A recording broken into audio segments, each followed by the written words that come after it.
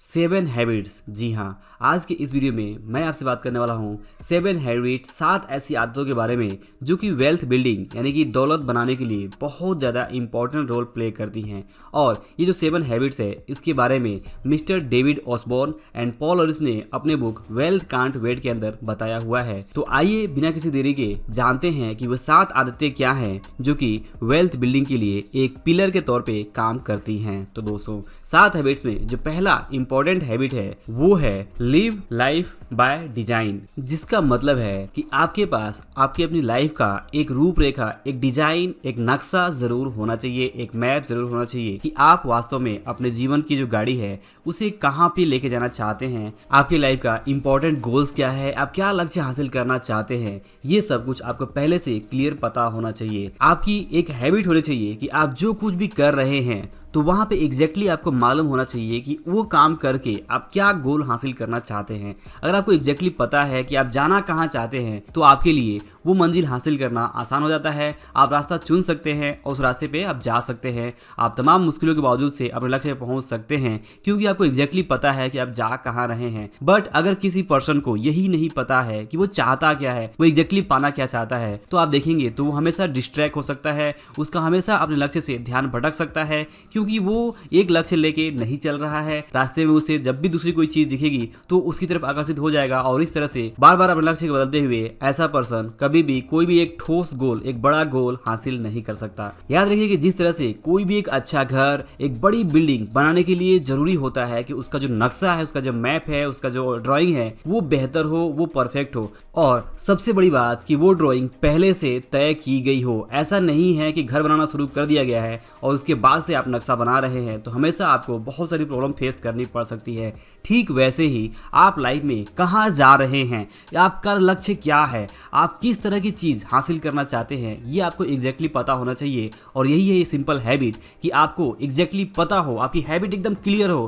कि आपको पता है कि आपका लक्ष्य क्या है, आप जीवन में क्या कुछ हासिल करना चाहते हैं। आपने लाइफ को पूरी तरह से, जिस तरह से बिल्डिंग बनाने से पहले उसका नक्शा तैयार किया जाता है, वैसे ही लाइफ में जो कुछ भी आप कर रहे हैं वो करने से पहले आपने एग्जैक्टली ये नक्शा बना लिया हुआ है कि आपका जो गोल है वो किस तरह से आप हासिल करेंगे और एग्जैक्टली आप उसी प्लान पे काम कर रहे हैं। तो यह है पहला सिंपल हैबिट्स कि आपके पास आपका एक गोल होना चाहिए, आपके पास एक प्लान होना चाहिए और उस प्लान पे ही आपको चलना चाहिए। अगर आप बिना प्लान के, बिना गोल के, बिना लक्ष्य के अपने जीवन में आगे बढ़ रहे हैं तो आप ज्यादा कुछ हासिल नहीं कर सकते। अगर आप सच में अच्छी दौलत बनाना चाहते हैं, ढेर सारी दौलत बनाना चाहते हैं तो आपके पास एग्जैक्टली एक लक्ष्य, एक गोल होना चाहिए और उस गोल पे आगे आपको बढ़ना चाहिए। यह है पहला सिंपल हैबिट। इसके बाद दूसरा सिंपल हैबिट है वो है making business decision based on solid fundamentals, जिसका मतलब ये है कि आपको इस बात को समझना होगा कि कोई भी चाहे कितना भी एक्सपर्ट हो वो कभी भी फ्यूचर को प्रेडिक्ट नहीं कर सकता कि फ्यूचर में क्या कुछ होने वाला है। इसलिए ये बहुत जरूरी है कि आप जो भी बिजनेस करें वहां पे आपका जो डिसीजन हो वो आपके कंट्रोल में हो, आप किसी के बहकावे में ना आए।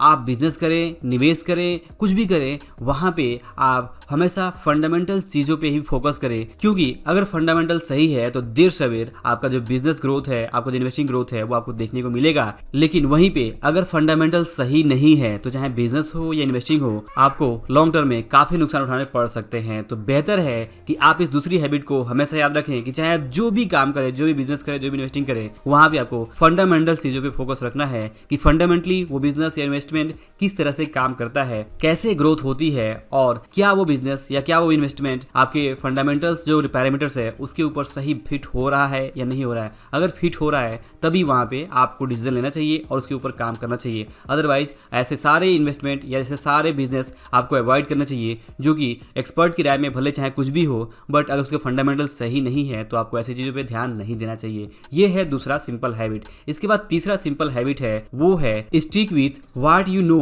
एंड ड्रिल डीप, यानी if you really want to build wealth get really good at something that generates revenue and stick with it. यानी कि अगर आप सच में बहुत अच्छी दौलत बनाना चाहते हैं तो सबसे पहले आपको किसी चीज में एक्सपर्ट बनना है। वो कोई भी आपके जॉब की स्किल हो सकती है या फिर आपके बिजनेस की स्किल हो सकती है या फिर वो इन्वेस्टमेंट स्किल्स हो सकती है या कुछ भी हो सकता है। और बस आपको ये पता होना चाहिए कि आप जो भी वहाँ पे स्किल सीख रहे हैं, जो भी आपके एक्सपर्ट का एरिया है, उस एरिया में आपको रेवेन्यू जनरेट करना आना चाहिए। मतलब कि आप जिस चीज़ के बारे में पैशनेट हैं, जो काम आपको पसंद है, जो काम आप कर रहे हैं, उसमें से अगर आपको पैसे, आपके मन चाहे पैसे मिल रहे हैं, तो वो काम आपको लगातार करते रहना चाहिए और उसके अंदर जितना डीप आप जा सकते हैं, जितना बड़ा उसको काम को फैला सकते हैं, आपको फैलाना चाहिए और आपको वहाँ पे रेवेन्यू जनरेट करना चाहिए। मतलब कि अगर आपको पता है कि यहाँ से पानी निकल रहा है, किसी जगह पे मिट्टी से पानी निकल रहा है, तो वहाँ से जितना भी पानी निकल सकता है आपको ज़रूर निकाल लेना चाहिए। ठीक वैसे ही आपको जहाँ से भी पैसे मिल रहे हैं, जहाँ से भी आपको इनकम हो रही है, वहाँ पे आपको कोशिश करना चाहिए कैसे आपकी इनकम बढ़ सकती है और वहाँ पे पूरी कोशिश करके आपको जितना मैक्सिमम इनकम बढ़ा सकते हैं वो बढ़ानी चाहिए। तो ये है तीसरी हैबिट।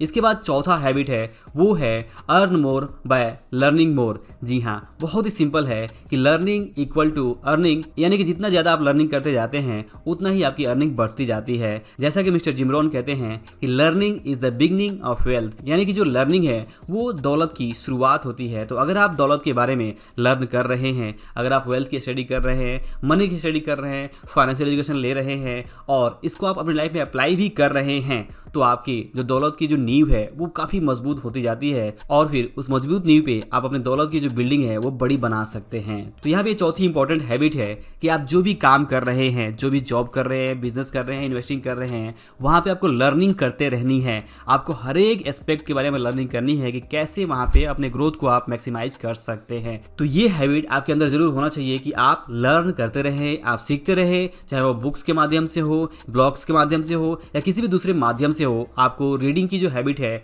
वो हमेशा रखनी है। अगर आप लर्निंग करना बंद कर देंगे तो आपकी जो अर्निंग है वो भी बंद हो जाएगी। और ठीक इस तरह से अगर आप लर्न कम कर रहे हैं, यानी कि आप कम पढ़ रहे हैं, कम सीख रहे हैं, तो आपकी जो अर्निंग है वो भी कम ही होगी। अगर आप अपनी इनकम को सिंपली बढ़ाना चाहते हैं तो आपको लर्निंग पे फोकस करना होगा, अपनी लर्निंग को बढ़ाना होगा। जितना ज़्यादा आप लर्न करते जाएंगे, चीज़ों के बारे में सीखते जाएंगे, आप कोई भी काम हो, कोई बिजनेस हो, कोई भी स्किल हो, उसके बारे में जितना कुछ सीखते जाएंगे, जितना कुछ भी लर्न करते जाएंगे, आप देखेंगे कि आपकी जो इनकम है वो इसी हिसाब से बढ़ती चली जाएगी। तो दोस्तों, ये थी चौथी simple habit, earning equal to learning. और इसके बाद पांचवा हैबिट है, वो है chunk down big goals and add accountability. जिसका मतलब ये है कि कभी कभी हम जो लक्ष्य बनाते हैं, जो गोल सेट करते हैं, वो लक्ष्य काफ़ी बड़े होते हैं और उसमें समय भी लगने वाला होता है। तो कभी भी आप बड़े गोल को छोटे गोल में कन्वर्ट करिए। मतलब कि अगर आपका गोल है 20 साल का, तो उस 20 साल के गोल को हर एक साल के हिसाब से आप उसे डिवाइड करिए और हर एक साल से डिवाइड करने के बाद से फिर आप उसे मंथ में डिवाइड करिए, मंथ में डिवाइड करने के बाद से वीक में डिवाइड करिए और वीक में डिवाइड करके बाद में आप पर डे डिवाइड कर दीजिए।